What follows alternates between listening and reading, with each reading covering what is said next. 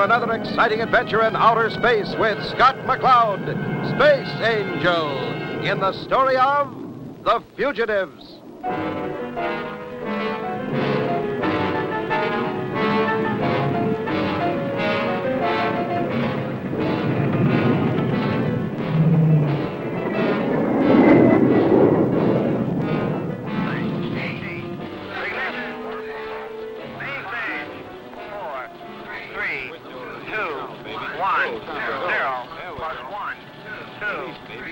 Master Control, this is Neptune Space Force Station. Go ahead, Captain O'Hara. Major, we have a patrol ship overdue. He was on routine patrol between here and Uranus. Just a minute, O'Hara. I'll put you through to the chief. What's that? You mean he doesn't respond to his call signal? That's right, Chief. Not a peep. He was on a routine patrol in Sector 3. We received no mayday. The Starduster's in that area. I'll have Scott check it out. Right, Chief. Thank you. Out here. Major, get me the Starduster. Yes, sir.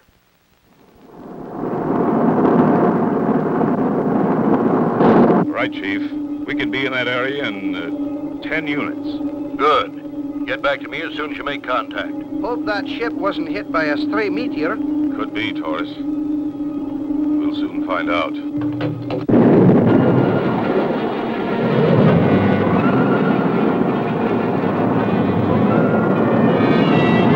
Area destination coming up, Taurus. Got anything? I've picked up something. It looks like Space Force, all right. High at 1 o'clock. Right. Correcting attitude, 15 degrees.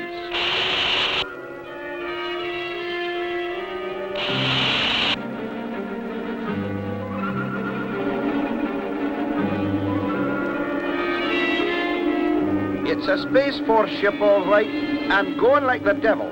Switch on your forward viewscope, Skipper. That's our missing ship, all right. I'll see if I can contact it. Space Force, Neptune, 4-1. This is the Starduster. Come in, please. No answer. Radio must be out. We'll pull alongside.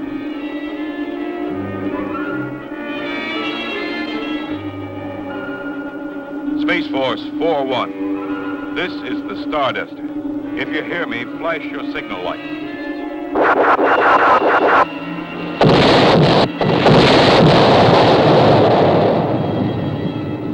They blasted us. Quick, get your space helmet on. Taurus, you... Oh, no.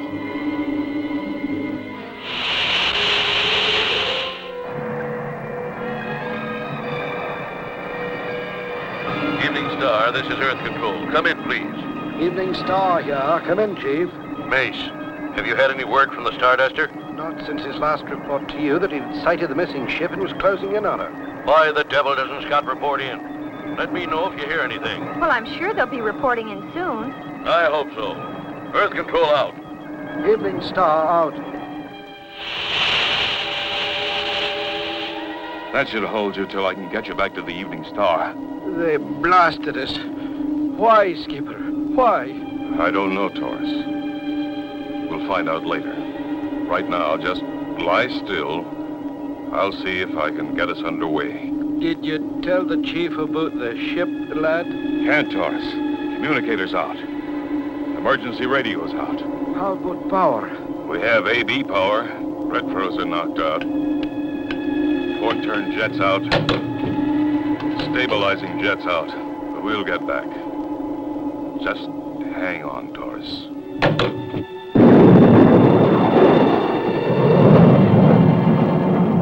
Without retro rockets, I don't know how we're going to stop. But we're headed for home.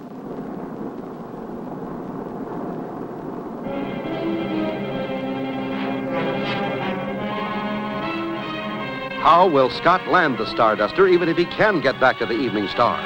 Don't miss the next exciting episode of Space Angel.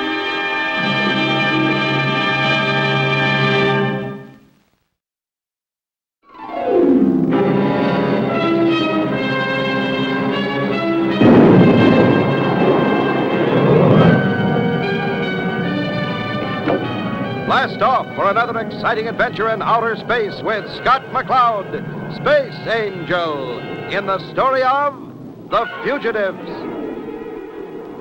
Last time, the chief of Space Force ordered Scott and Torres to investigate the disappearance of a patrol ship.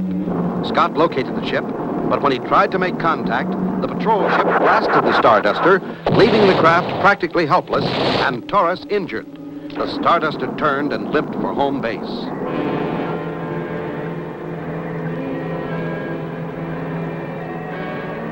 Starduster, this is Evening Star. Come in, please. Still no answer. I don't understand it. Dad, I'm worried. Something must be wrong. Chris, we've got a blip. There's a ship coming this way. It could be the Starduster. Oh, I hope so.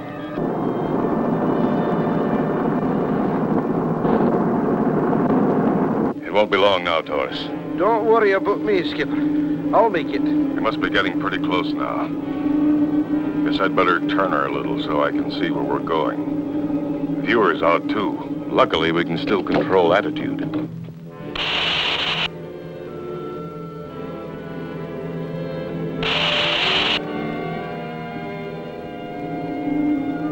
There she is, Torres. We'll have you in sick bay in a few minutes now. Aye. Me, you, and the Starduster. Unless you've got a way of stopping without retro rockets. I'll have to cartwheel the ship, Torres, and brake with the main power. It might work at that. It better. Crystal, look out there. It is the Starduster. Something's wrong, Dad. Their approach is way out of line. They must be out of control. They're falling toward us. I'll have the emergency crew stand by. Attention, all personnel. Condition red. Collision imminent. Secure all hatches. Stand by emergency pressure systems. Emergency crews, man your stations.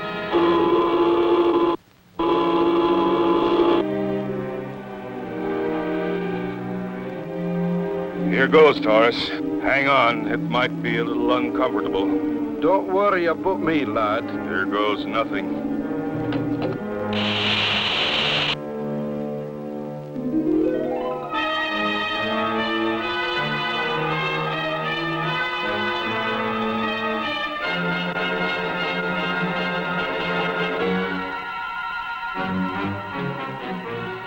Good heavens. That was quite a maneuver.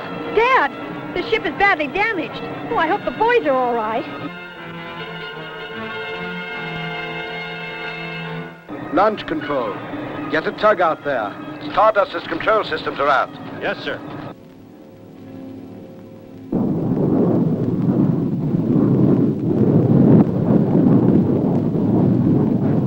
Dad, look at the blinker signal. Taurus, hurt. Stand by, medic.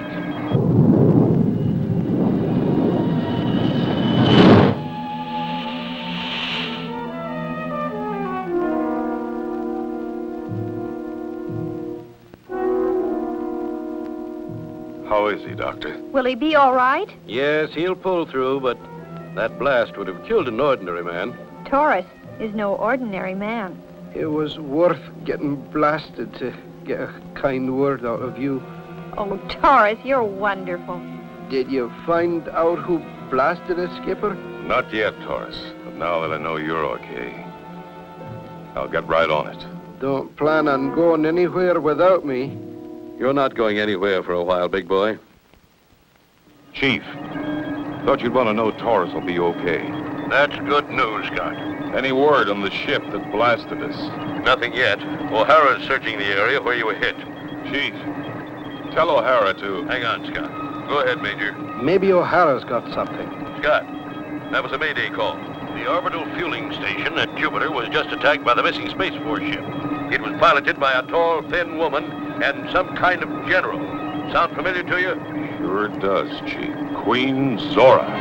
The evil Queen Zora and her henchman, the General. Will Scott be able to locate them and their stolen ship? Don't miss the next exciting episode of Space Angels.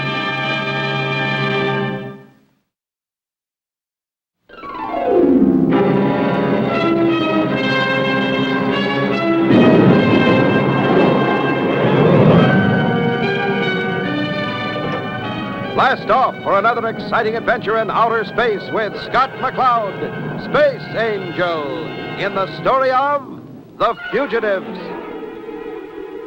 Last time, Scott and Taurus were blasted by a patrol ship they were sent to find. Taurus was injured by the blast. With almost all controls out, Scott maneuvered the great ship to a safe landing on the Evening Star, where the doctors assured Scott and Crystal that Taurus would be all right. I'm afraid it's Zorro, all right, Scott. And whatever her evil scheme is, we've got to stop her. How soon will the Starduster be operational? It's under repair now, Chief. Should be ready by 0600. Good. Be ready for blast-off at that time. I want you to handle this operation. It'll be a pleasure, Chief. I'll be needing a Space Force squadron. Take the whole Space Force if you need them, but track down that Queen. I want her alive. You'll get her, Chief. Out here, Chris. Contact O'Hara to scramble the squadron. And rendezvous at Jupiter Fueling Station at 6 space periods. Right, Scott. Launch control. Ready Starduster for extended flight. And prepare for pre-flight check. Starduster, this is launch control. You're clear to blast off in 5 space units. Are you ready for countdown? Negative, launch control. All flight personnel not accounted for. Donovan was taking Taurus' place. He should be aboard. Well, he was right behind us. I wonder what's keeping him. He won't be here. We decided I would go instead. Taurus, what are you doing here? You need rest. You're not strong enough for a mission. It don't take much strength to push a trigger button. Okay, you old space goat. Launch control, this is Starduster. Crew complete, ready for countdown. Roger, Starduster. Ready and counting.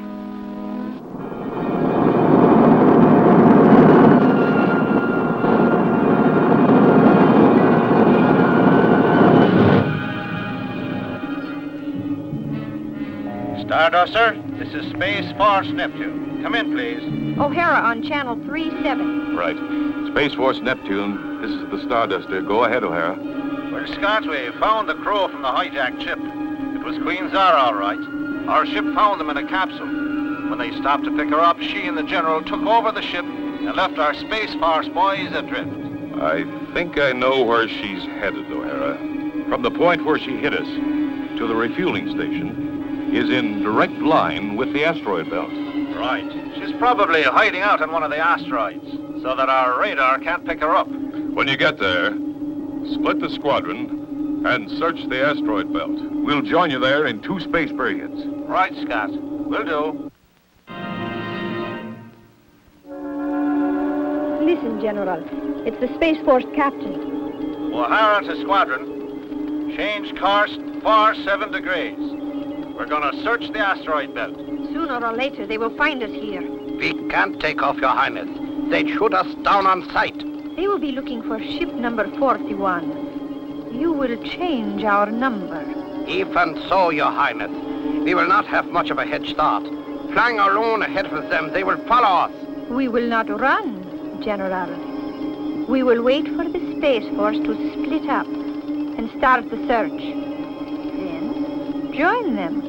Just another Space Force ship searching for ourselves. Yes.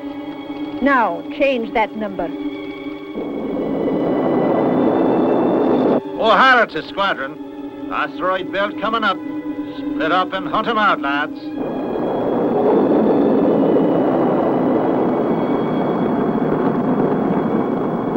They are coming, my General. It is time for the fox to become a hound. They will not be looking for Space Force ship number 39.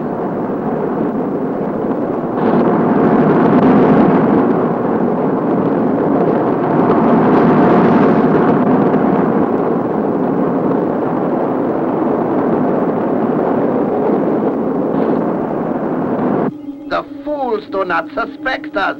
And that is fortunate for them. I have the guns trained on them, just in case. One false move and the Queen will blast them from the skies.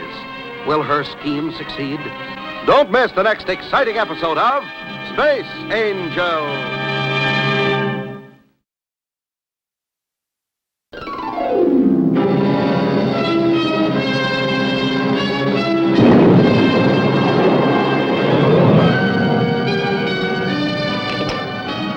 Blast off for another exciting adventure in outer space with Scott McCloud, Space Angel, in the story of The Fugitives. Last time, Scott, Crystal, and Taurus took off in the Starduster.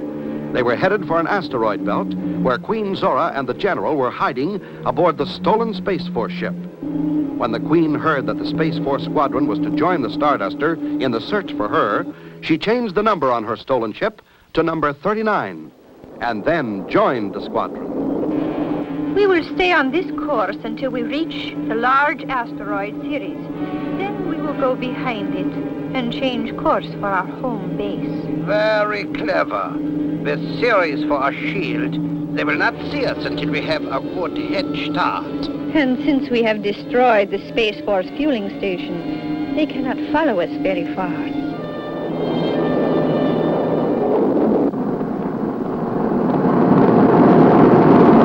O'Hara's squadron just ahead, Skipper. Starduster to Space Force Neptune. We're coming in at 6 o'clock high. I'm glad you're here, Scott. Seen any signs of anything yet? Not a sign, Skipper. She could be hiding out on one of the bigger asteroids. Eros and Ceres are coming up. All right, you are, Scott. Out here.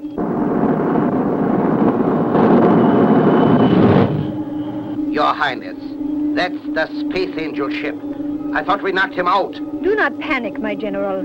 I have the guns trained on him. I could destroy him once and for all. No, Your Highness. I will not shoot, General, unless, of course, the Space Angel sees through our disguise. Scott, the radar is useless in this asteroid belt. I know, Crystal. We've got to depend on visual contact. Hey, Skipper, something's wrong. What is it, Taurus? We've got two Space Force ships with the number 39, one on either side of us.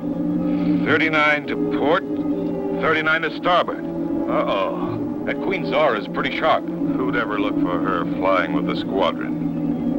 She just made a bad choice of numbers. We'd better warn O'Hara. Can't do that, Chris. She's probably tuned in on the Space Force channel. What do we do, Skipper? I just can't blast both 39s. We'll let her make the first move. She's trying to get away. Probably waiting to change course using one of the big asteroids as a radar shield. Scott, O'Hara on channel 37. Right, Chris. O'Hara to squadron. That group of large asteroids ahead is the most likely hiding place. We'll have to locate them before long. We haven't much fuel left. Split up now and good hunting. I will increase speed, Highness. No, not yet, General. Uh-oh. Number 39 on the port side is increasing power. And he's going behind a big asteroid. So's the one on the starboard side, Taurus. What do you think, Taurus? Which one? I'd say port side. He's almost at full power. Right. Guess it's time to make our move. Stand by, space cannons. They have all gone on the other side, General. Now you may change course and head for the base under full power. We'll meet that ship as it comes out on the other end of the asteroid. Keep him covered, Taurus. I'm going to call him for identification. But Scott, if it is the Queen's ship, they'll blast us first. I'm afraid we'll have to take that chance. We can't follow both ships. Aye, Skipper. It's coming out now. They're in my sights, and the crew had better be Space Force. Starduster to Space Force 39. Come in, 39. 39 here, Lieutenant Brown speaking. What's your position, Lieutenant? Right off your port side, sir. Thanks, Lieutenant. You stay right there on my port side. Phew, what a relief. Crystal, switch me to channel 231. What's up, Scott? Scramble the pack, O'Hara. Our Fox is on the other side of Ceres. They've changed the number to 39. And don't mistake Lieutenant Brown's ship for the Queen. He's riding my port side. Squadron assembled. Target is Space Force Ship 39 on the other side of Ceres. They are wise to us, Majesty. Their wisdom comes a little late. They cannot catch us now. Their limited fuel supply will not allow them to pursue us very far. As the evil Queen outsmarted the Space Force, will she go free to destroy again? Don't miss the next exciting episode of Space Angel.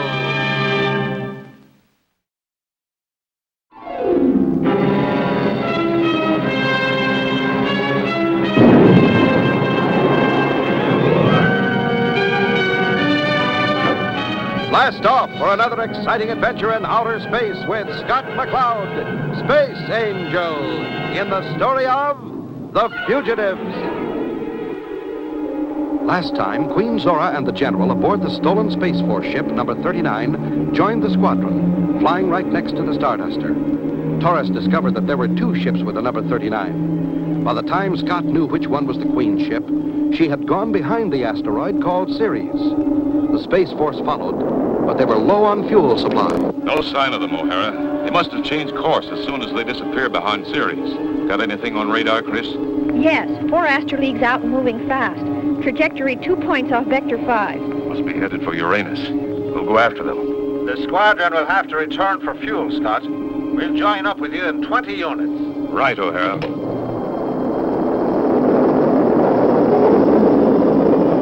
You see, General? They are turning back. But the Space Angel has fuel. He will be coming after us. Fine. We will call our base and arrange a reception for the Space Angel. Say, 6 or 8 fighters? We're still closing on her. She must know we're gaining on her. Sooner or later, she's got to fight. No doubt she has a plan. I'd sure like to know what it is. Scott, if she's using her communicator, I could probably pick her up. Good idea, Chris. Give it a try. Well, there's nothing on the low end. I'll scan the higher frequencies. That's it. Channel 4-4. I will lead the Starduster close to the base. Your squadron will pursue and destroy the Space Angel. Well, well. An ambush. Her base must be on one of the moons of Uranus. She's on a beeline for the 3rd moon. What's the plan, Skipper? I'll take the dart and go after the Queen. You decoy her fighters away toward O'Hara's squadron.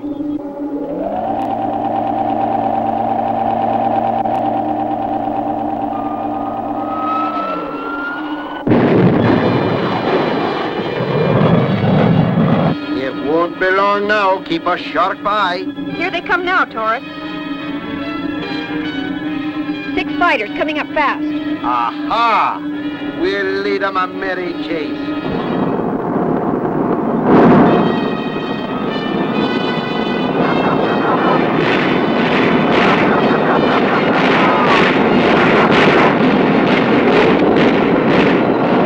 So, the brave Space Angel is running away.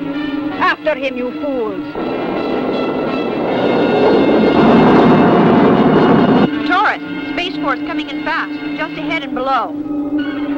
Space Force, this is the Starduster.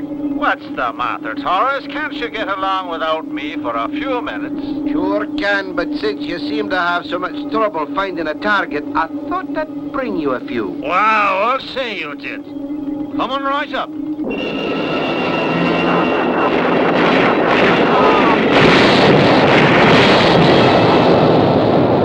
Good work, O'Hara. Swing back and pick up survivors. I'll go back and see if I can help the skipper. Now I'll take advantage of the one weak spot in a Space Force fighter. The blind spot, right under the tail.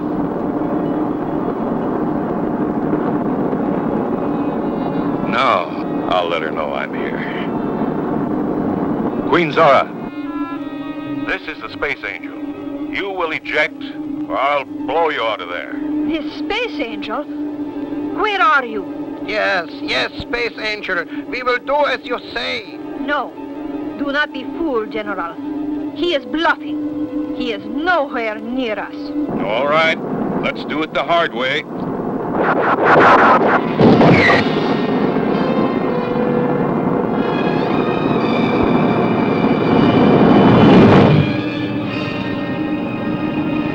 Starduster, this is the Dart. Come in, please. Taurus here. We're on the way back. Did you get the Queen and the General? Sure did. They're all packaged and waiting for pickup. Just like 2 peas in a pod. And so ends the story of The Fugitives. Don't miss the next exciting adventure in outer space with Scott McCloud, Space Angel.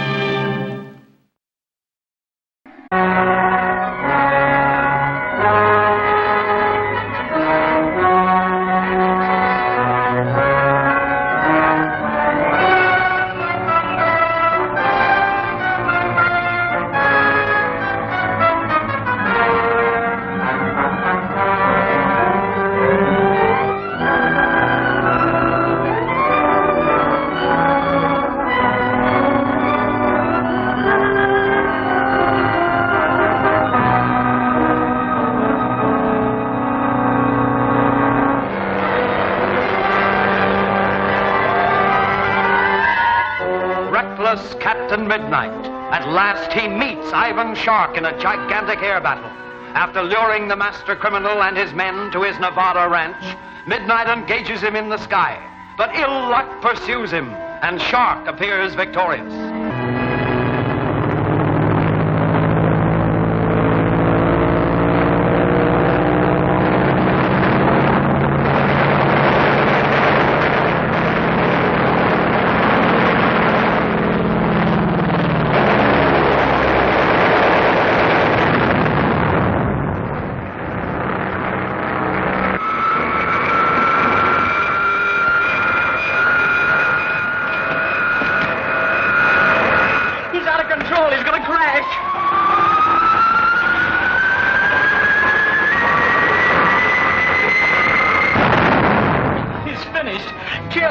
What are we waiting for? Let's get over there.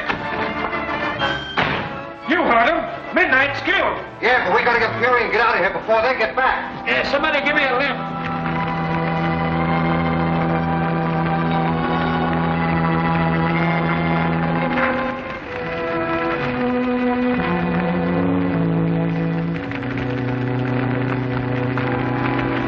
Now we'll find Fury and scram out of here.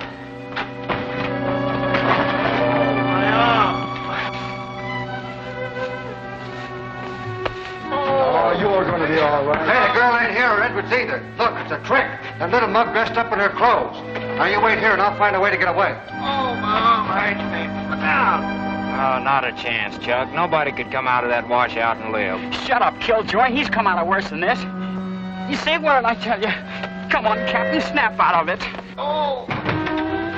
Well, snap into it. I found the car.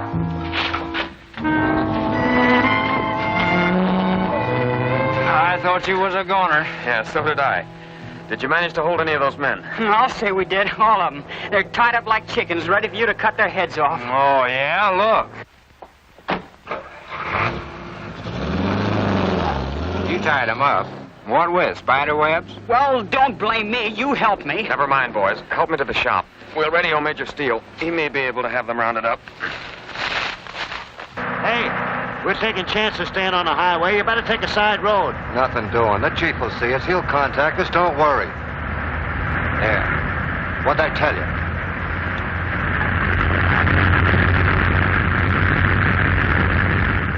It's the chief, all right. He spotted us. He signaled he's going to land on that field. You better get over there, Slim.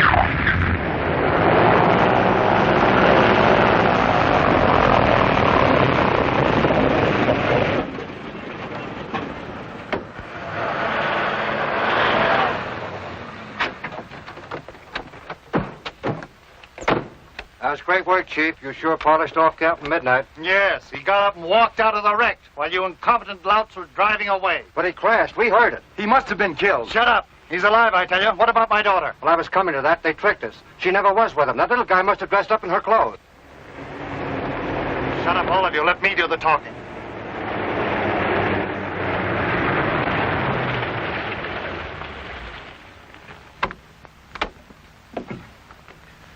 Howdy, gents. What's Hello. Fine, how are you? My name's Jason. I'm constable of this county. I just got a flash about a gang of men on the loose. Jamming an airplane, too, with machine guns popping. Wow. Really? Looks like you got some explaining to do, mister. Boys, it looks as though we were suspected. I'm sure we're in the clear, Constable. There's my ship at your service. Step in and look her over. Thanks a lot. That's just what I aim to do.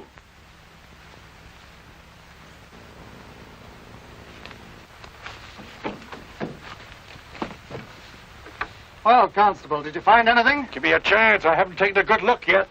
Take him. Hey! What is this? We recognize no law but our own. Number 7, take him inside. I have a plan to use him to our advantage. You others stay and watch. All right, get moving.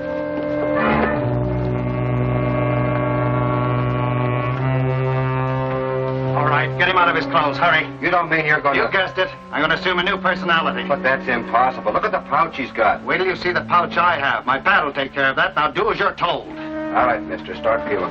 See here, man. You're flirting with dynamite. I'm the law. All right, Grandpa. Just get out of him. Here, put these on him.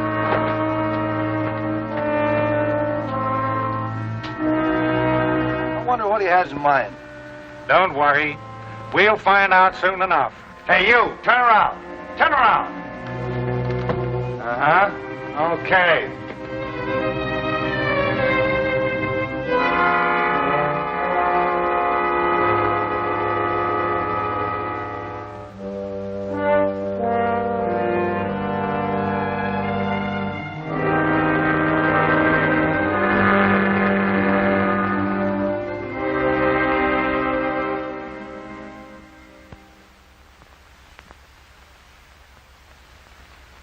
Well, Martell, what's the verdict?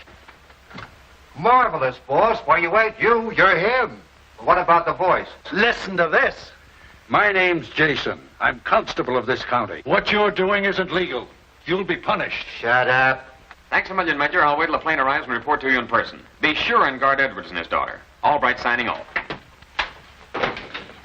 Major Steele reports all highways and every known landing field are covered. It may bring results. Yeah, that's just dandy, but what are we going to do to help? There's a plane on its way here to pick us up. We'll make our plans on the way back. Don't let him get away.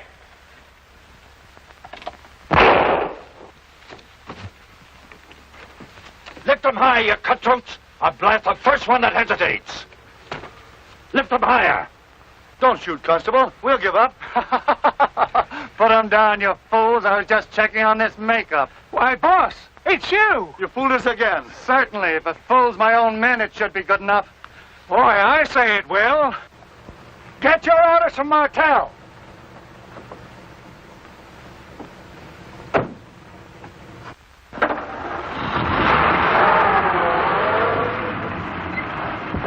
Stop him! Stop him! You'll pay for this! Get him to the car. We got a long way ahead of us.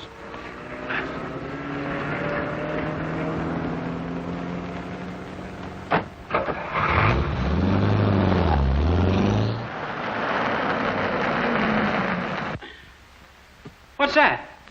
See who it is.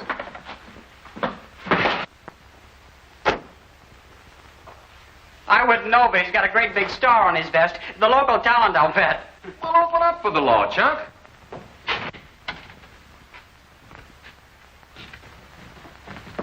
I'll get to the point pronto. My name's Jason. I'm constable of these parts.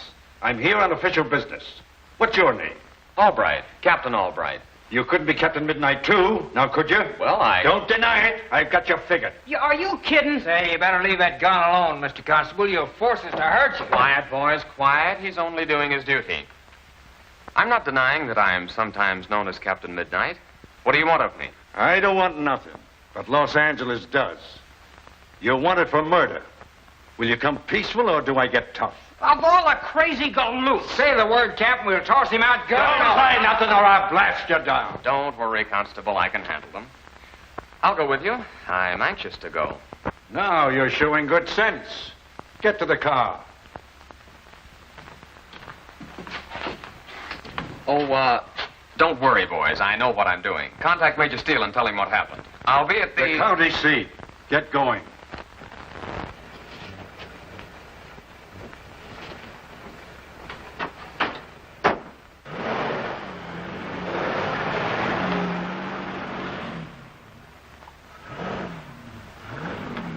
Well, if everything went right, he ought to be along any minute now.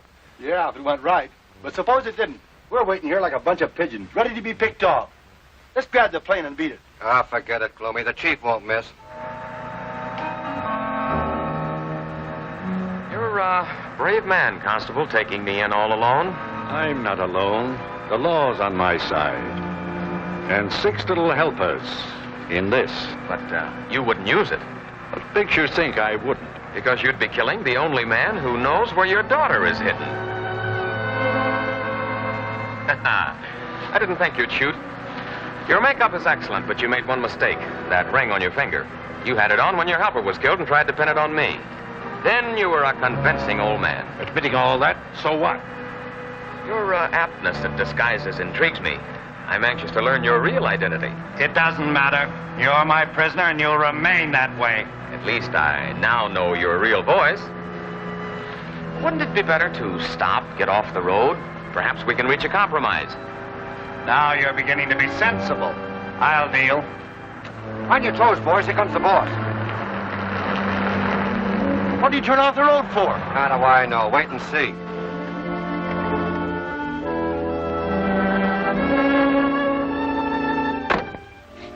Now, tell me where my daughter is and I'll call a truce. Long enough for you to make a getaway. That's fair enough. But first I must know who I'm dealing with. You're in no position to demand anything. Do as I say or I'll finish her here. Grab him, men! We better get over there. I'm no good. I'm wounded. Well, stay here then.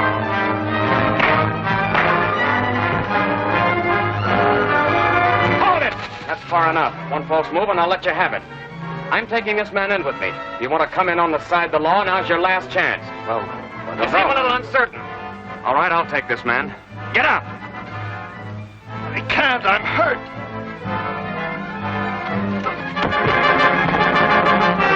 What are you going to do with me? I'll wait and see. Oh!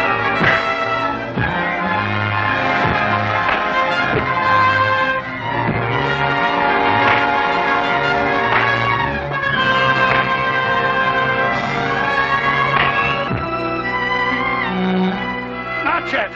Get him to the plane. We've got to find out where Fury is. Martel, take the other car with Slick. Return to the workshop. Tear it apart if necessary, but find that model of Edwards' rangefinder.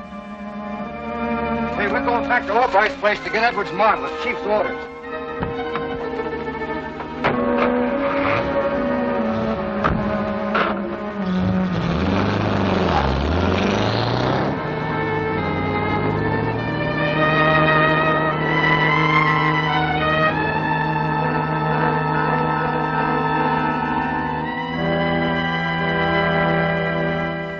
Have operatives stand by and report to me if anything develops. Yes, sir. Surely there's something we can do besides that. Captain Albright may even now be dead at the hands of that gang. We have no proof that they have him. All we know is that Constable Jason's office had no warrant for him, and that both disappeared into thin air. Yes? Dr. Jordan phoning from the Edwards home, sir. Says it's important. Put him on. Oh, that's my father's doctor. This is Major Steele speaking. Stop it. Why don't you leave me alone? Hello, Major. I know I'm disobeying orders, but we're in a ticklish situation. Edwards has taken a turn for the worse. That's bad news, Doctor, and we'll do anything you suggest to help. He's been raving again, calling for his daughter. Goodbye. What is it? What happened? The doctor says your father is worse. Oh, He's calling for you, and our only chance is for you to go to him. of course, I'll go at once. Wait, it's risky, and we'll have to send some men with you. Well, then hurry. S1 calling number 8 at headquarters. Hurry. Boss, he's skin you alive. Oh, shut up. Number 8 answering. Come in, S1. At last you answer. Have you located my daughter yet? No luck yet. Our men are watching every likely place. Anything else? Come in. We discovered that Edwards is at his home. Lost his memory. Number 12 is on a job. Come in.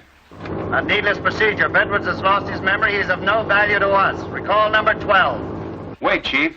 Number 12 reports that Edwards' daughter is on her way over there. What now? Come in. Good. Take help. Go over there and get that girl. Answer. But that means battling government men. Not so hot. Government men or not. Do as I say. Go over there and get that Edwards girl. S1 signing off.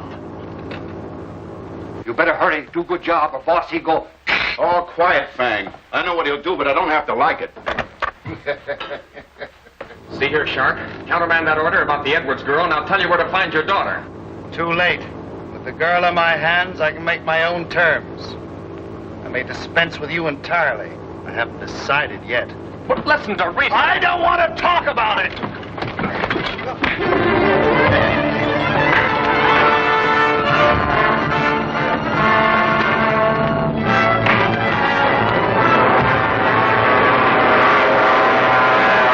If you want to live, don't try to get to these controls. I'm taking the ship down. One step forward and we all crash together.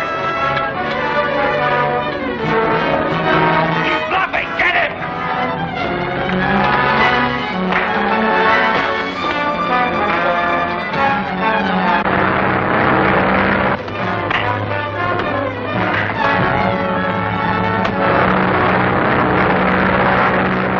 Get out of there!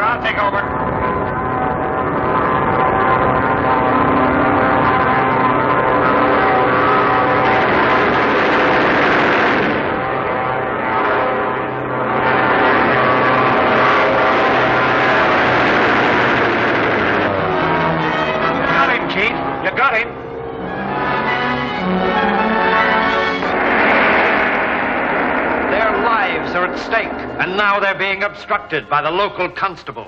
Can Chuck and Icky get away in time? And what about the inventor, Edwards? Is he still suspicious of the friends who seek to aid him? You can't afford to miss The Hidden Bomb, next week's thrill-packed chapter of Captain Midnight.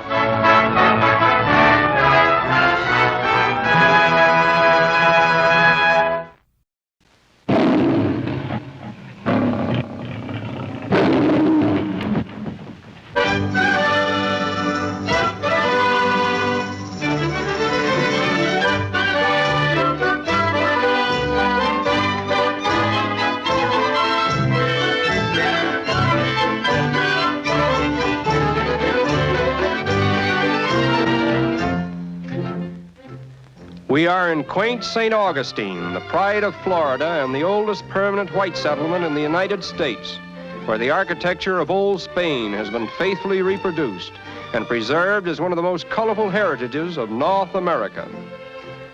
Approaching St. Augustine by way of the Bridge of Lions, one gets the impression of entering an old world city, in the center of which is the famous Ponce de Leon Hotel, a monument to the memory of the late Henry M. Flagler, brilliant organizer and wealthy railway magnate who devoted much of his time and fortune toward recreating the glory of old Spain in St. Augustine.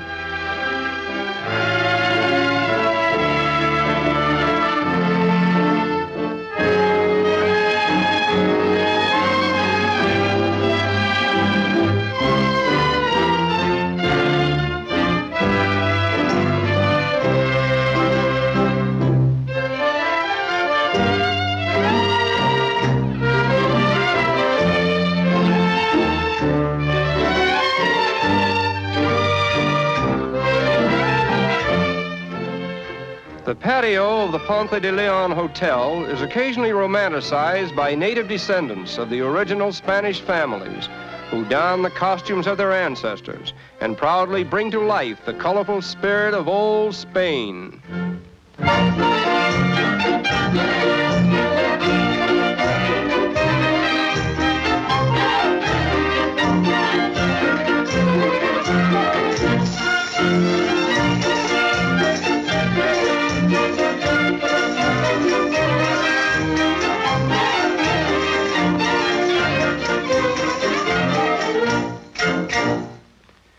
In the mausoleum of the Presbyterian Church, which he built in memory of his daughter, are the mortal remains of Henry M. Flagler, the great benefactor of St. Augustine. Religion has always been a sustaining influence in the historic development of this quaint city, which traces its foundations back to the latter part of the 16th century and still preserves in the archives of its old cathedral manuscript records which reveal the colorful story of St. Augustine. In the year of 1565, on St. Augustine's Day, Pedro Menendez, with a company of Spanish soldiers and a priest, landed near this locale and established the first permanent settlement in the United States, 55 years before the Pilgrims arrived at Plymouth Rock. And this historic event is commemorated today by the celebration of Mass, which is attended by native sons of St. Augustine, who reenact the first Mass as it was believed to have been performed by the Spaniards.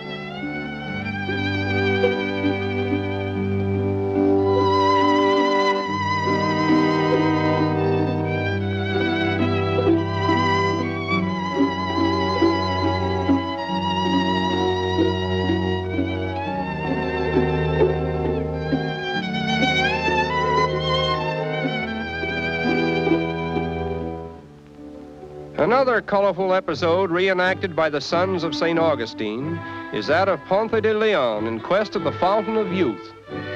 According to history, Ponce de Leon, governor of Puerto Rico, heard about a miraculous spring located on an island to the north, the waters of which would restore one's youth. And being very desirous of becoming young again, he fitted out 3 caravels at his own expense and set sail. It is said that he landed in this vicinity on Easter Sunday in 1513 and discovered the fabled Fountain of Youth. Whether or not the water he drank made him young again is controversial, but the fact remains that Ponce de Leon, immortalized man's eternal quest for the fountain of youth. And today in St. Augustine, the spirit of this story is kept alive by the fountain of youth which still flows for the benefit of all those who would travel the path of a romantic tradition. This fabled shrine, enhanced by numerous other relics of St. Augustine, attracts thousands of visitors annually who lift their cups as we do now and drink to the ideal of eternal youth and the joy of living. Returning to the more factual history of St. Augustine, we drive down the oldest street in the city, and we behold what is said to be the oldest schoolhouse in North America. Everything in St. Augustine seems to be endowed with an atmosphere of age and tradition, but nothing deserves more distinction than the oldest house, from the balcony of which fly the flags of 4 countries, all of which have flown in their turn over this historic shrine. The old slave market is another of St. Augustine's many historic landmarks. But let us diverge for a moment from the past and turn to some of the modern attractions, one of the most interesting of which is what is reputed to be the world's largest alligator and ostrich farm. We arrive just in time to see what an ostrich does with its lunch.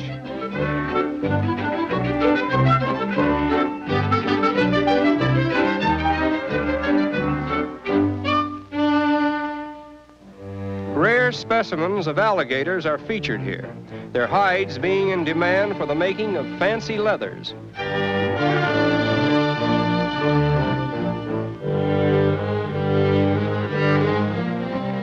Alligators are the largest living reptiles, and over 6,000 of them are protected and cared for on this farm. In devouring their food, they often roll over and over with it in their mouths, the purpose being to break it or tear it apart before eating it, as they do not seem to be able to chew food as other animals do.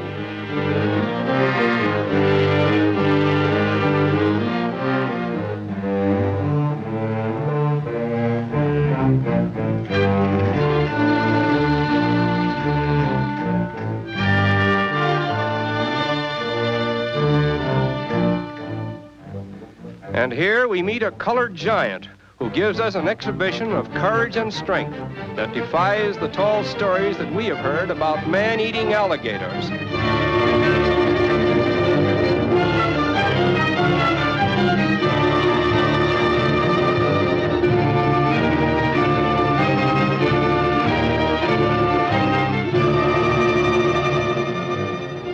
In a situation like this, the tail of the alligator is more dangerous than the mouth, as most of the animal's strength is in its tail.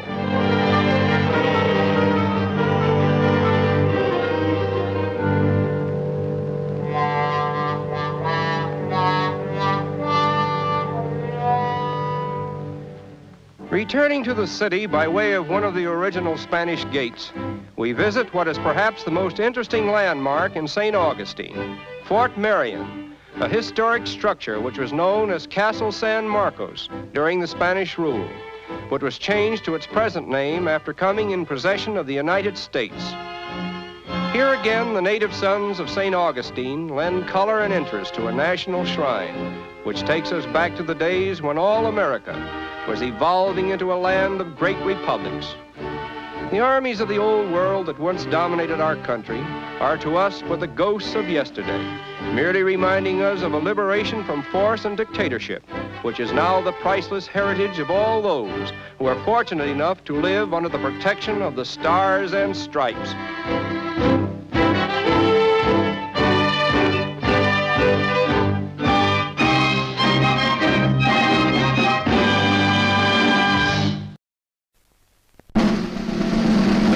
Here's the way we quench our thirst, quench our thirst, quench our thirst. Here's the way we quench our thirst. At the refreshment counter, now's the time to yum, yum, yum, yum, yum, yum, yum, yum, yum. Now's the time to yum, yum, yum. At the refreshment counter, popcorn, drinks, and candy too, candy too, candy too. Popcorn, drinks, and candy too. At the refreshment counter, at the refreshment counter, at the refreshment counter.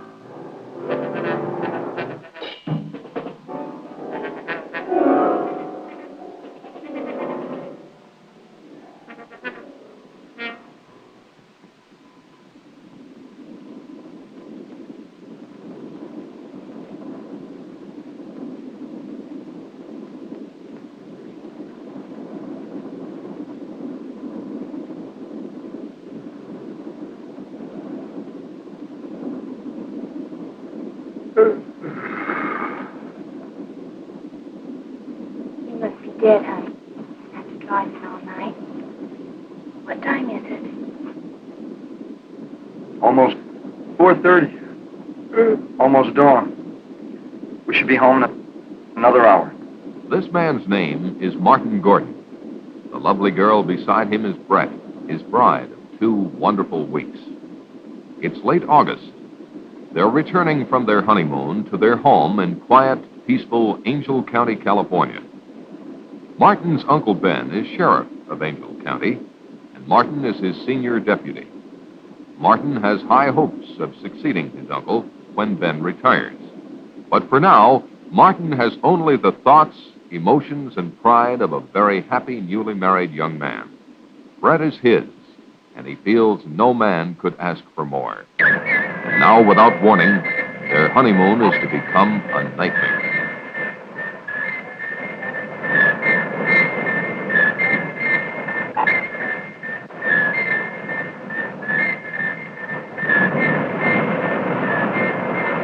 Neither Martin nor Brett saw the glowing rocket descend in the early morning sky. It was reported to the sheriff's office by Jeff, the county forest ranger. Jeff reported to Sheriff Ben that a plane had crashed near Willow Creek and that he was going out to investigate. Ben said he would join him as soon as possible. Barney, Ben's junior deputy, was to summon medical aid and to see if he could rouse someone at the Air Authority in San Francisco.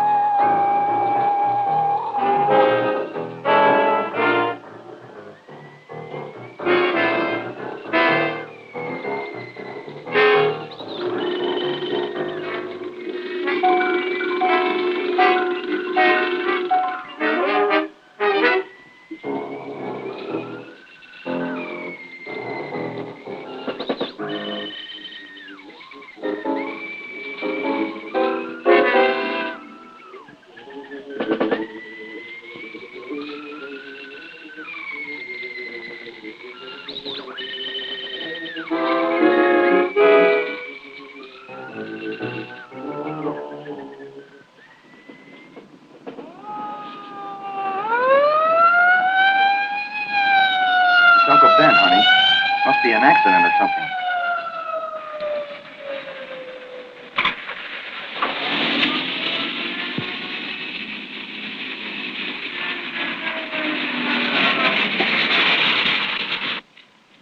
There's a plane crash down the road a couple of miles. I'm going to be a little short-handed till help gets here.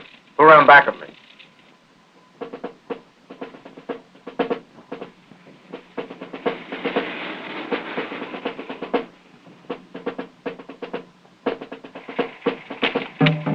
Come along, both of you.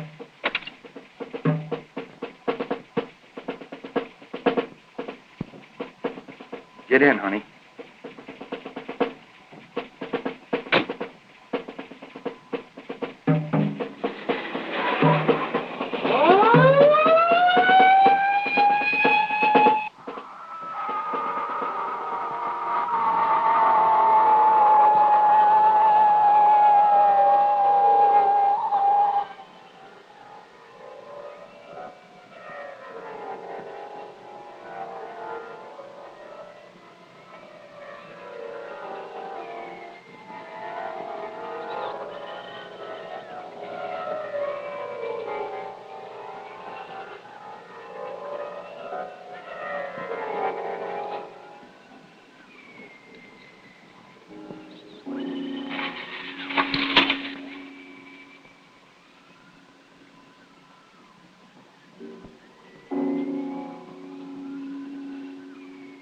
At the location of the crash, they discovered Jeff's truck, but Jeff himself was not around. They proceeded with their investigation.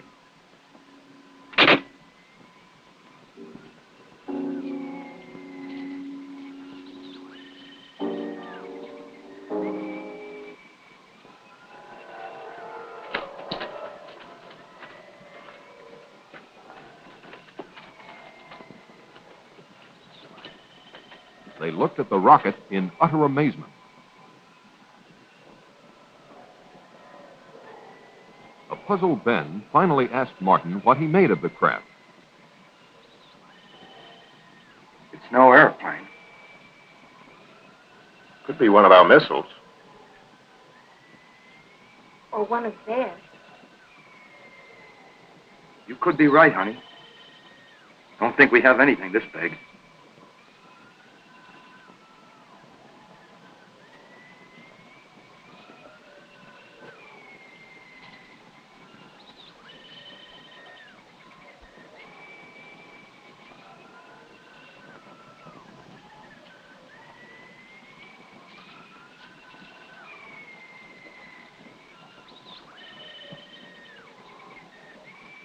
Ben could not understand why the craft wasn't severely damaged.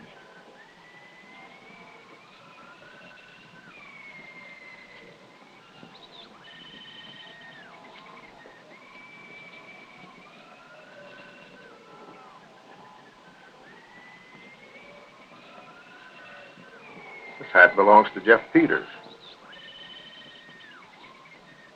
Jeff! Jeff! Jeff, are you in there? Martin, go back to my car and get my flashlight.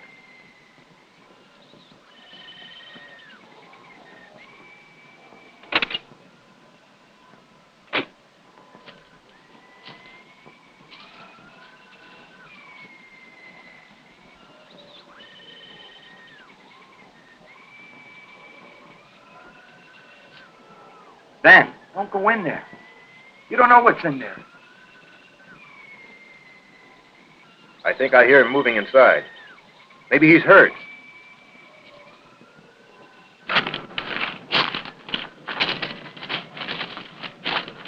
Ben, please don't.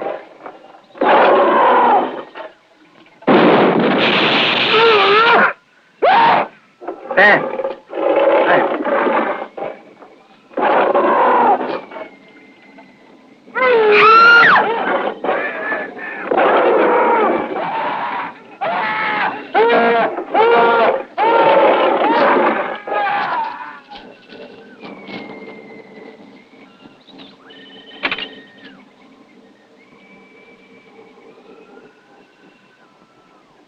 Car 1, calling in.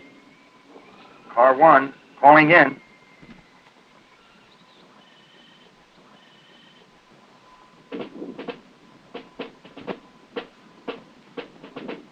Within the hour, Martin's unusual call for assistance was answered by a special unit led by a Colonel James Caldwell.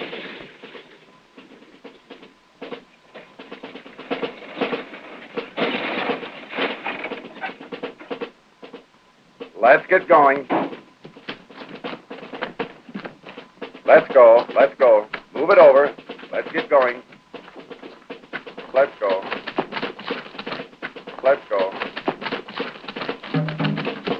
All right, back on the truck. Let's go.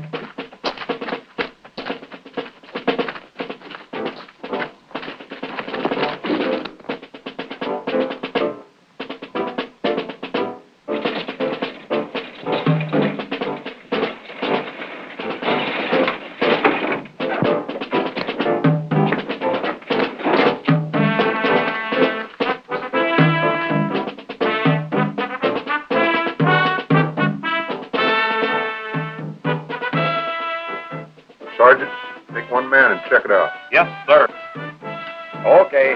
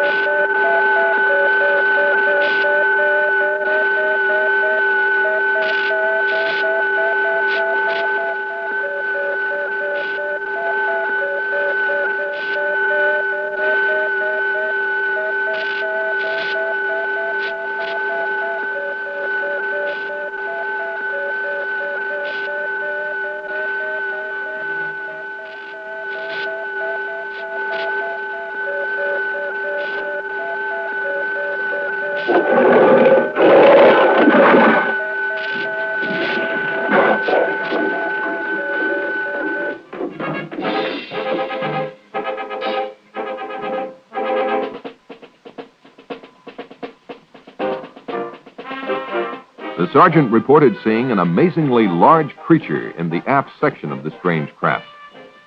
He further reported that it was secured by a kind of metal harness, but that the creature could still move around somewhat, and for that reason they had not gotten too close to it. There was no trace of either Ben or Jeff. The colonel ordered continuous guard duty around the spaceship and decided to set up a temporary military headquarters at the sheriff's office in town.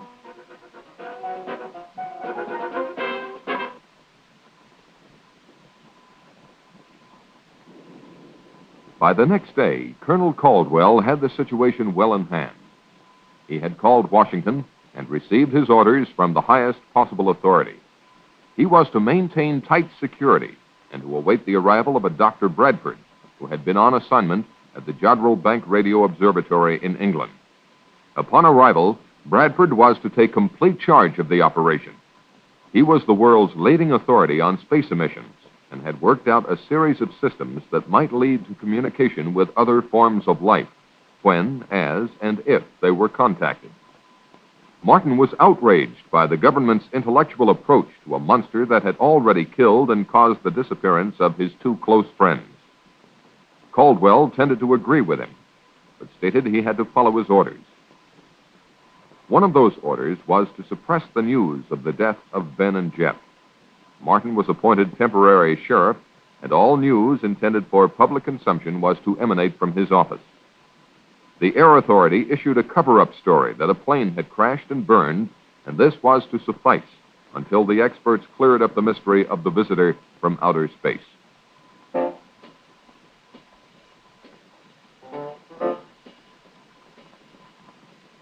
In a remote section of the county, the first of a series of tragedies took place. Tragedies that would have been avoided had the public been warned.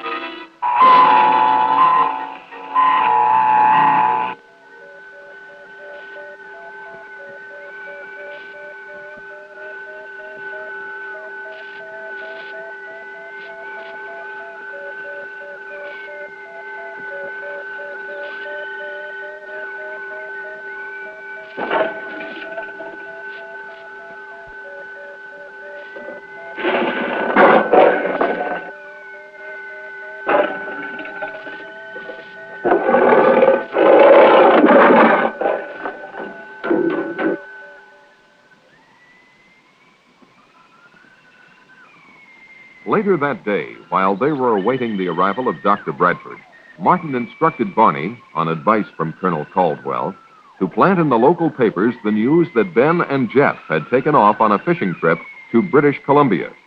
The colonel had impressed the bereaved families with the necessity of maintaining secrecy, and these brave relatives had agreed.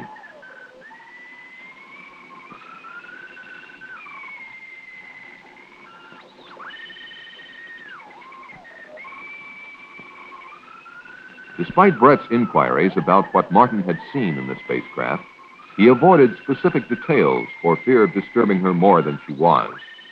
If the truth were known, Martin was more than a little disturbed himself. Shortly thereafter, Dr. Bradford arrived. He was a much younger man than one would imagine him to be. Martin, I'd like for you to meet Dr. Bradford. I've heard a lot about you from the colonel. Nothing bad, I trust. Martin and his wife were in the original party that found the fallen craft. I was sorry to hear about your uncle. It's a tough break. I hope you're feeling better. Yes, thank you. A couple hours of sleep did a world of good. Bradford thanked the colonel for his assistance and then asked to speak to Martin. Bradford questioned Martin about everything that had transpired. Martin did his best to recall everything in precise detail, but really didn't have much for him. The two soldiers that entered the rocket earlier had been summoned, and Bradford hoped to learn more from them. The doctor himself would not enter the rocket until the arrival of certain equipment. From his discussion, it was apparent that the doctor considered this situation a magnificent opportunity for mankind. He felt that if he could communicate with the creature, it might be possible to advance human knowledge by years or even centuries. The spaceship alone signified an intellectual development far in advance of anything on Earth. When Martin asked him how he intended to protect himself from the creature, Bradford said not to worry, that he hadn't come here to be victimized either by his own or the creature's fears.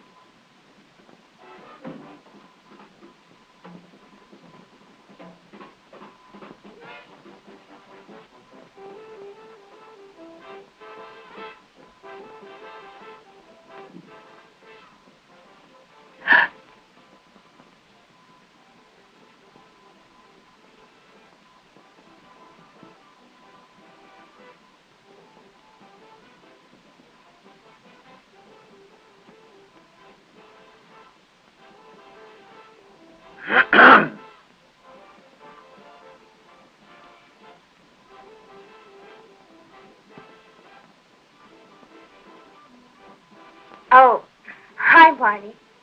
We'll be right out. Well, that's all right. Just take your time.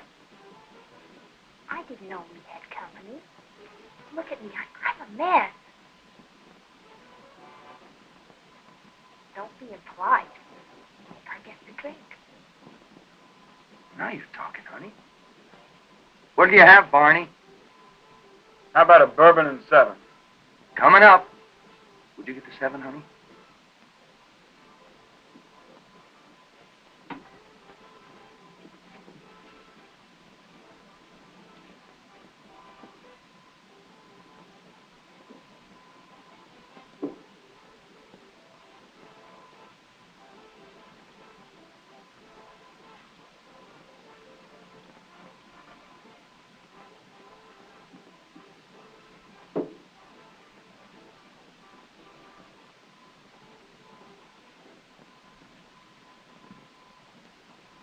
Barney, You should try marriage. It would do wonders for you. Barney and Martin had been bachelor buddies for years, but now that Martin was settling down to marriage, they were slowly drifting apart. Barney, naturally, was still dating all the girls in town, and he couldn't understand why Brett and Martin didn't pal around with him more than they did. He couldn't comprehend that married life brought with it not only new problems and duties, but the necessary togetherness of husband and wife as well. Despite Brett's most tactful considerations, such as inviting him over to dinner quite often, Barney was growing resentful of her, or at least she felt that he was. Since time began, this change in relationship has probably happened to all buddies in similar circumstances. Life has its way of making boys grow up, and with marriage, Martin's time had come. His life was now Brett, a life that he thoroughly enjoyed.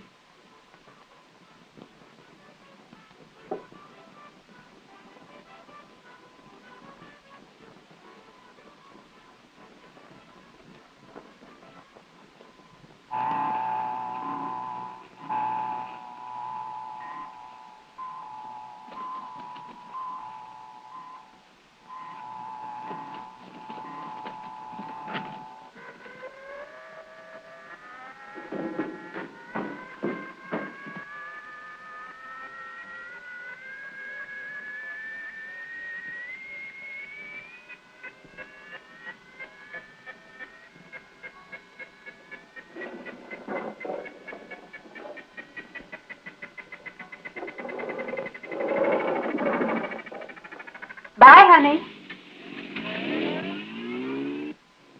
The next morning, Betty Johnson, as usual, blew a goodbye kiss to her husband, but for the last time.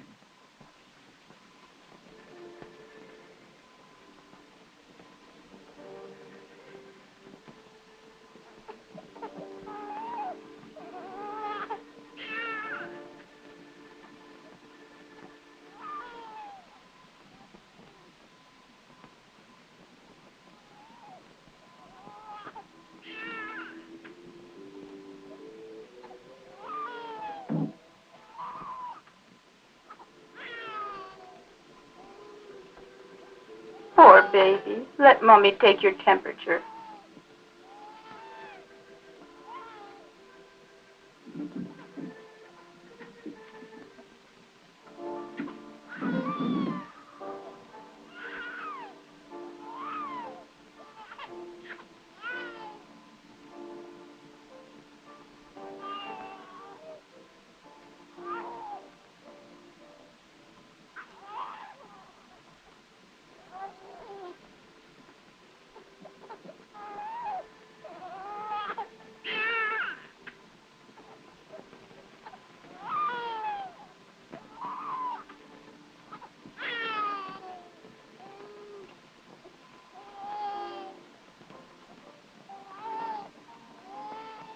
Poor baby.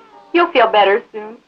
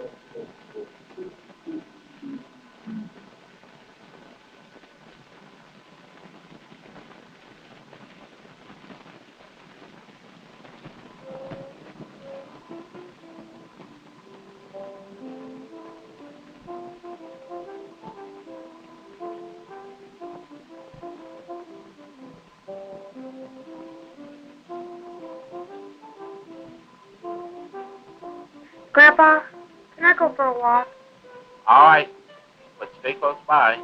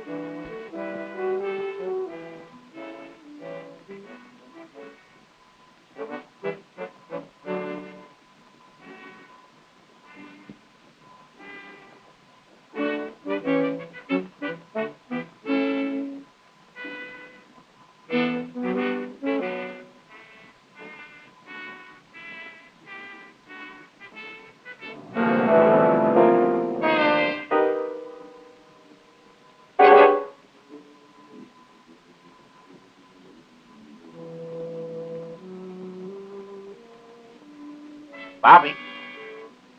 Bobby.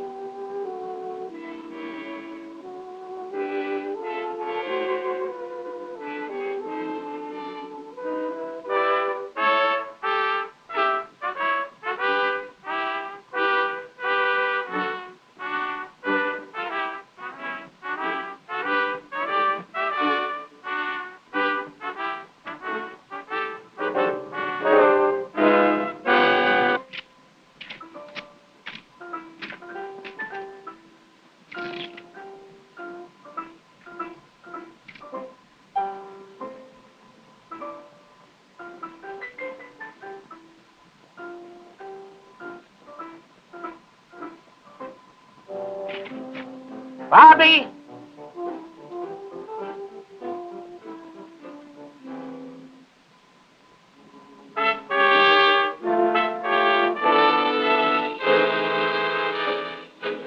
Bobby!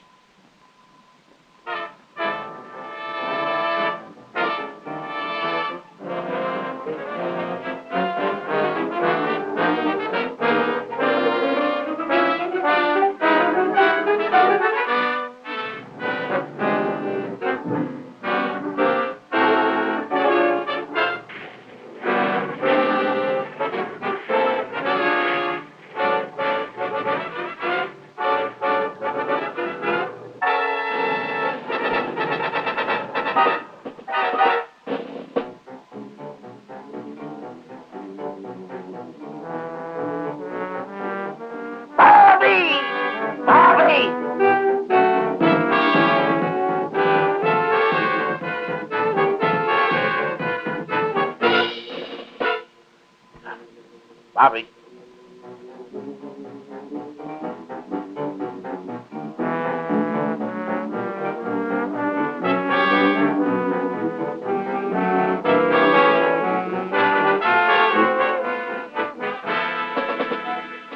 Bobby.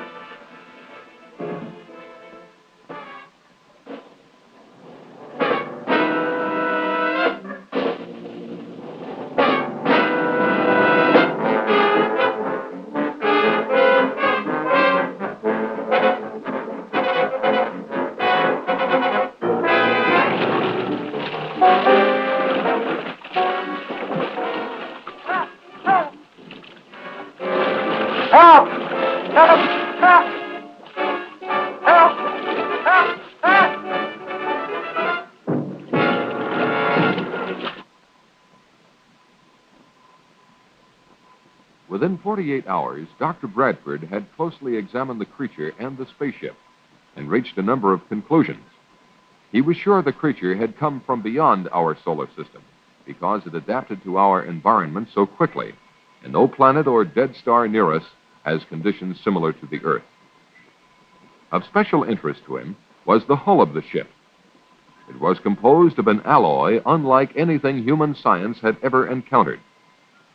The doctor had run a number of tests on the metal, but its molecular structure remained a mystery. Because there was no food on board, Bradford presumed the creature had been in a state of suspended animation, particularly because it had survived the trials of re-entry and impact without apparent harm. So far, he had no success in communicating with it, but he had not yet exhausted all possibilities. On a more subjective basis, he had the curious feeling that the creature did not want to communicate with him. Such a confession on the part of this eminent scientist made Martin feel quite apprehensive.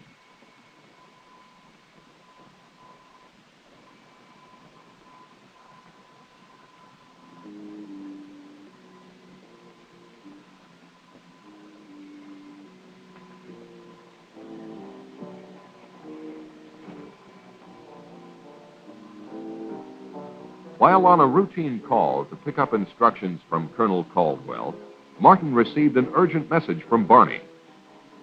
Barney was at Willow Creek. He had responded to a phone call from a frantic Mrs. Brown. Her husband and grandson had gone fishing and were long overdue. Barney was instructed to organize a search party locally and to report the results to Martin. Because of security regulations, he was not to come near the area of the spacecraft. Martin said he would join Barney later if he could.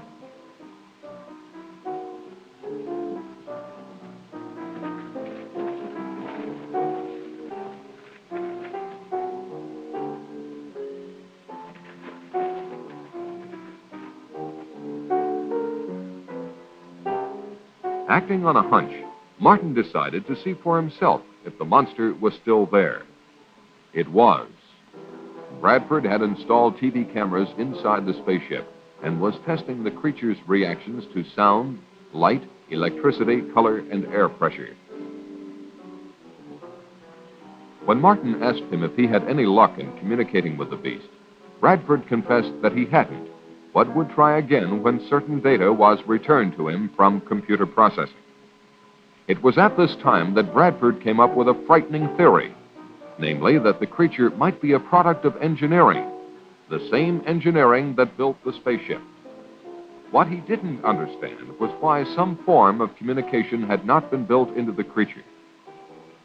When Martin asked him if this weren't something to worry about, Bradford said no. It was probably his own failing at not being able to establish communications. It seemed to Martin that if Bradford's theory were correct, humanity might be in grave danger. Bradford dismissed Martin's fears by pointing out that the creature was not exhibiting any signs of violence, and besides, it was firmly secured by the harness. That afternoon in Moncrief Park, a group of neighbors got together for a hootenanny. She left me sad, but still I am happy. In fact, I am glad, for I am as free as that bird in the tree, 'cause she left me alone and could not marry me. I said that I loved her and would till I died. I tried to forget her, and I really did try, but I'll still think of her till the day that I die, 'cause I think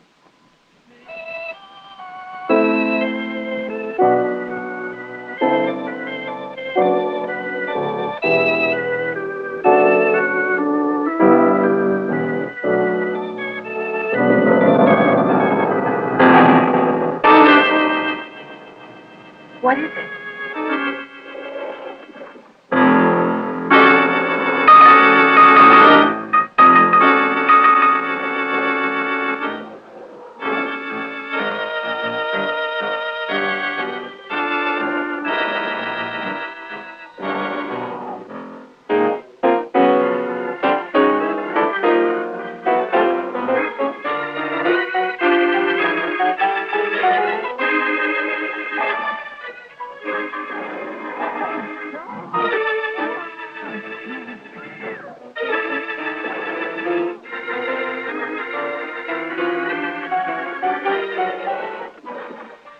You stay there.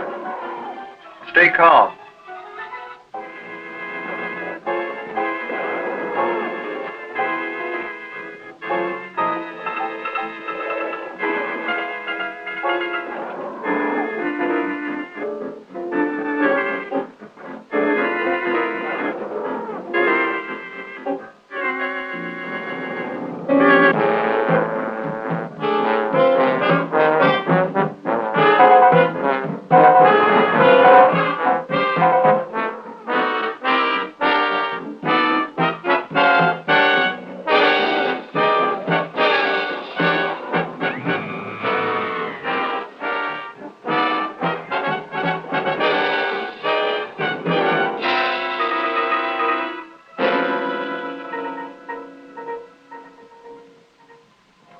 In response to a multiple missing persons report, Martin and Barney searched the countryside for the group of picnickers.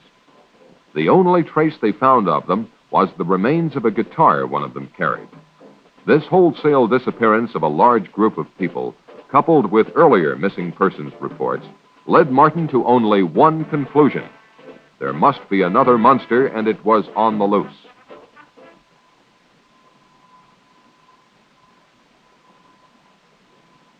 The colonel listened to Martin's theory, and after consulting with Bradford, decided to call Washington.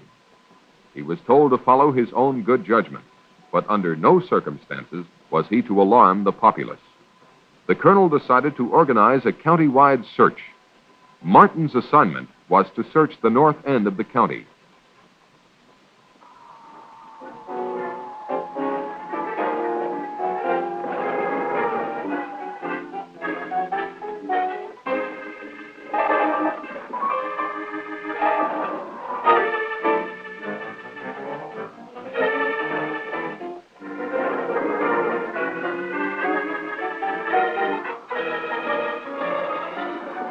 While Martin and Brett were engaged by the search, the monster was moving toward the community dance hall.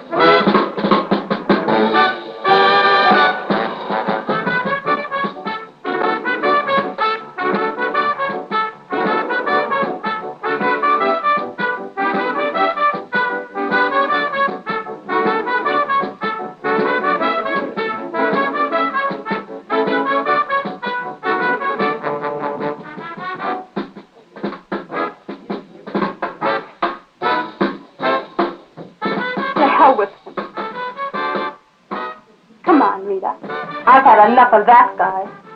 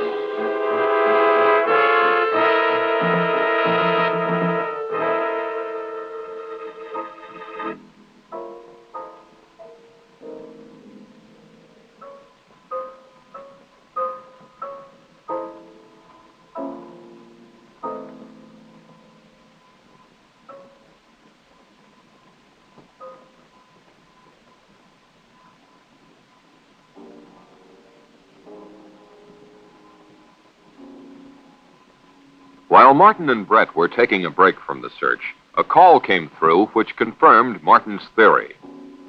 Colonel Caldwell told them of the monster's attack at the dance hall. His troops now had orders to destroy the monster, and he asked for Martin's assistance. Martin said he would join the colonel as quickly as possible.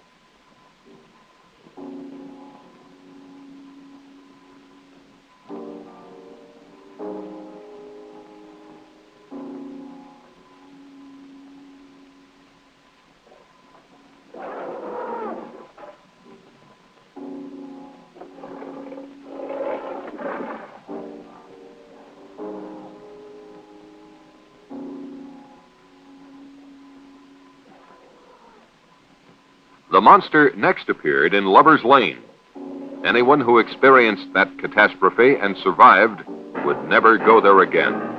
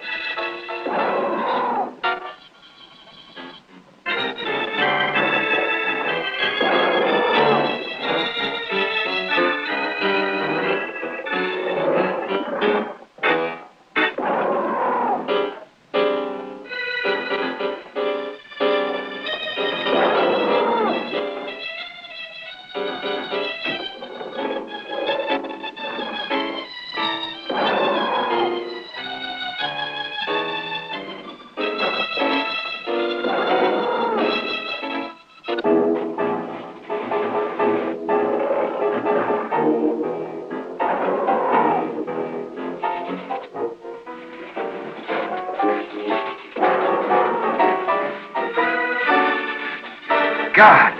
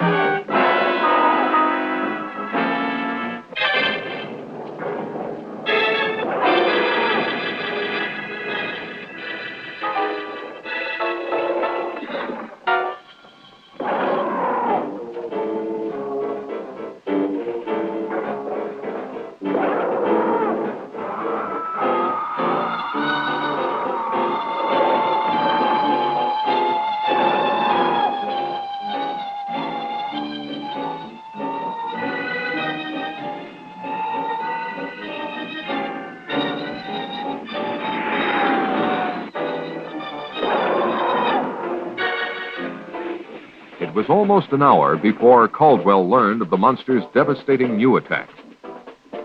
Colonel Caldwell wasted no time ordering his men into action. It was at this point that Bradford interceded. He demanded that the monster be taken alive at all costs. The colonel's protests about the dead and missing made no impression on Bradford. Caldwell conceded to the point of assuring Bradford that they would not destroy the monster if they could avoid it.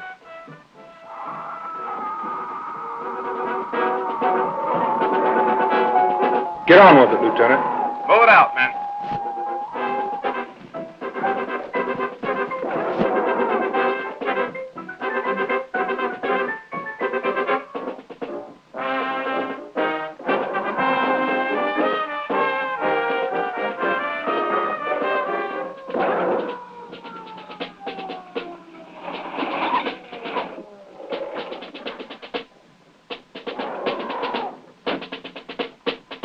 When Martin's party arrived and offered to help, the colonel told them enough lives were being endangered. They were to be part of the second line of defense, to be used only if necessary.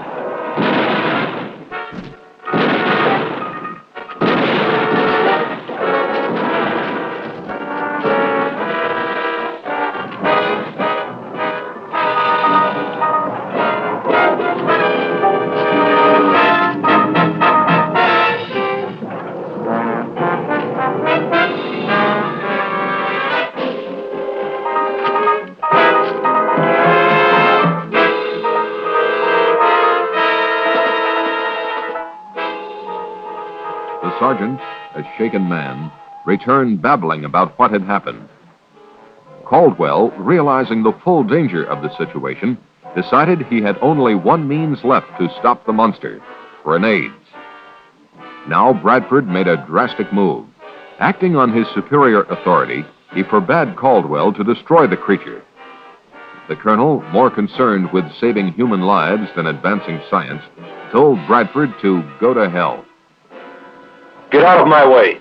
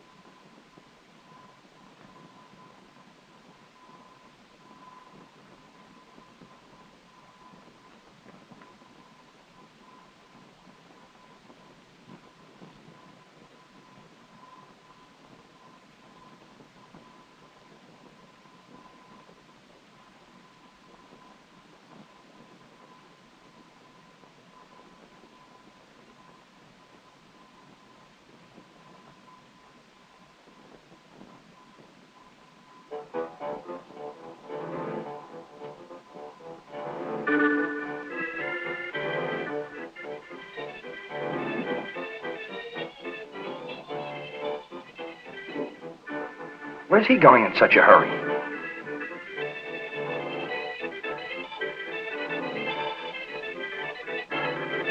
Maybe you'd better follow him. He may need help. You go ahead, Martin. I'll stay with Carl.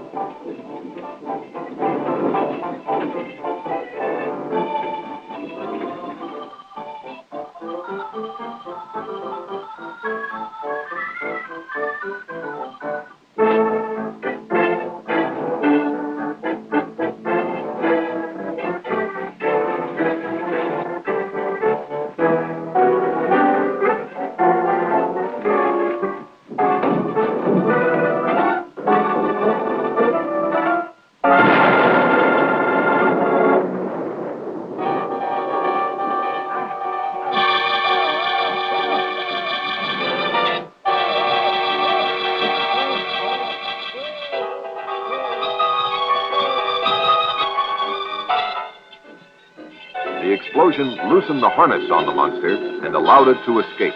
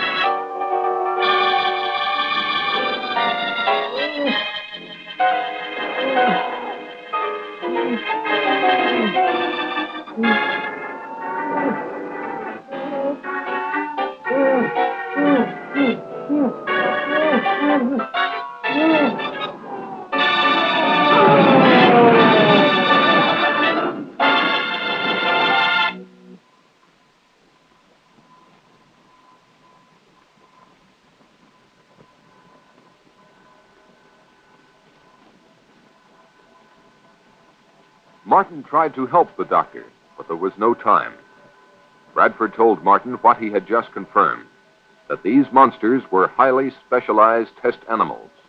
They were, in fact, mobile laboratories that consumed human beings in order to analyze them chemically, undoubtedly to detect weaknesses in the human species. He told Martin that the information fed into a computer in the spacecraft.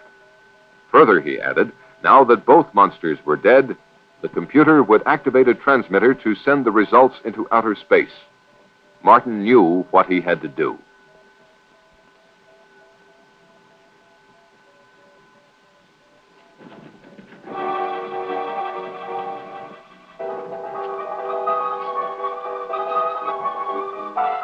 As Martin entered the spaceship, he heard the transmitter generator kick on.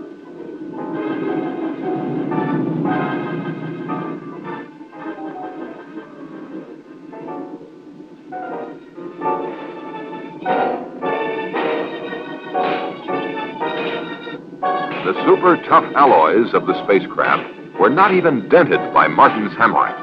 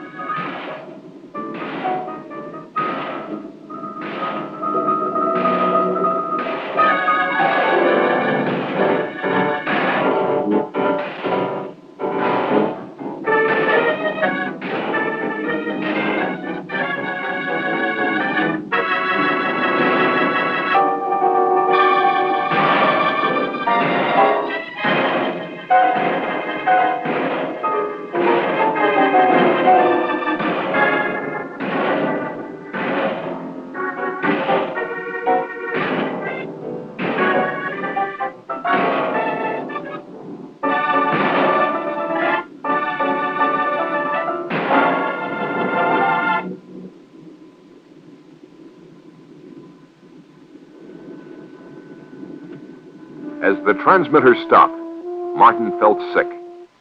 Evidently, all the information had been transmitted.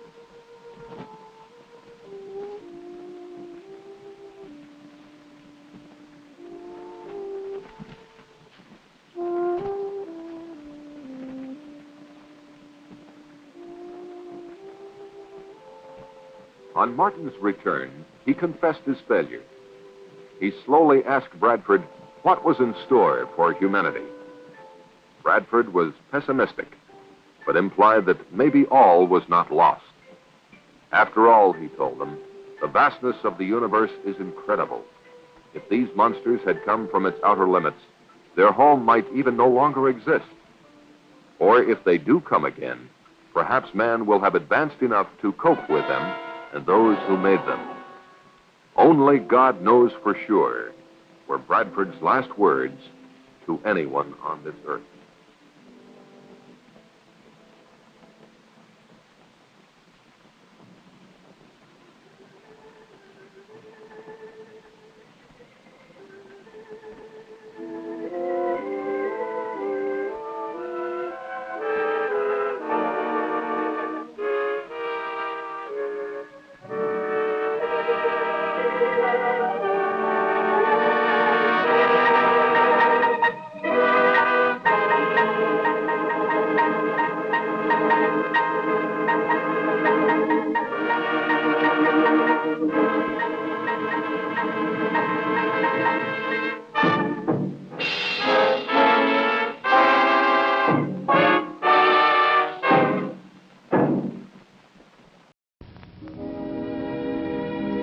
And now, folks, it's time to say goodnight. We sincerely appreciate your patronage and hope we've succeeded in bringing you an enjoyable evening of entertainment. Please drive home carefully and come back again soon. Good night.